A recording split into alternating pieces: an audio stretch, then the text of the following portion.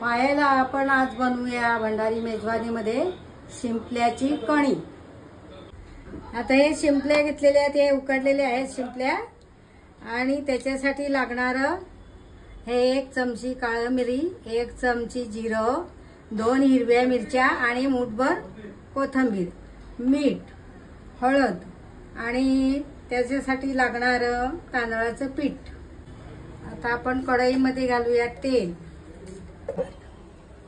हळद घालते मी अर्धी चमची, सर्व वाटून घेतलेलं जिरं, मिरी, हिरव्या मिरच्या, कोथिंबीर।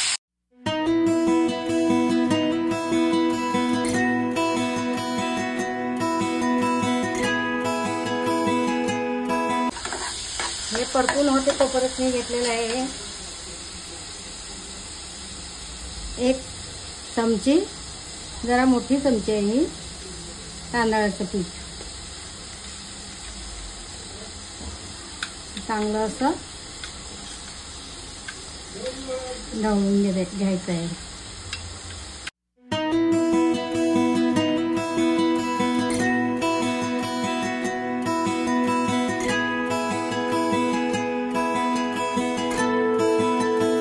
आता आपण आधी टाकूया हे थोडं शिंपल्याचं पण पाणी घेतलेलं आहे, उकडलेल्या शिंपल्याचं थोडं पाणी घेतलेलं आहे, म्हणजे अर्ध पाणी काढून टाकलं, अर्ध घेतलेलं आहे।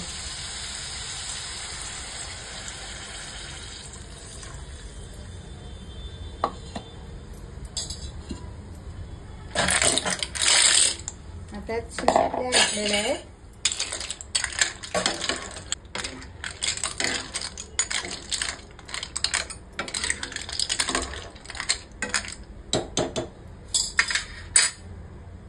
त्याच्यानंतर चवीपुरतं मीठ थोडं कमी घालायला लागते कारण ते शिंपल्याचं पाणी खारट असते।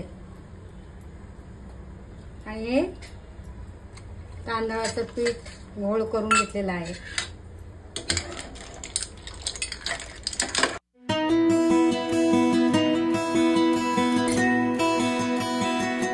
आता हे असं तांदळाचं पीठ घातल्यानंतर ढवळत राहायचं, ढवळलं नाही तर मग त्या तांदळाच्या गुठल्या होतील, म्हणून हे असं ढवळत राहायचं। आपल्याला ते जाड कणी जाड होईपर्यंत, ह्याला आम्ही कणी म्हणतो।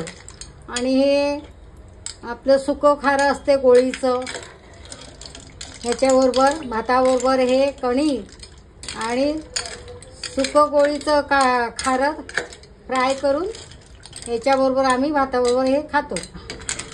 आणि हे सूप म्हणजे लहान मुलं आमची नुसतंच खातात, शिंपल्याचे गोळे खातात आणि हा सूप पितात। आता ही उपळ्याची कणी झालेली आहे, त्याच्यावर आपण कोथिंबीर टाकून घेऊया। आता हे शिंपल्याची कणी आणि गोळीचं सुकं खारं फ्राय केलेलं भाताबरोबर खायला तयार आहे।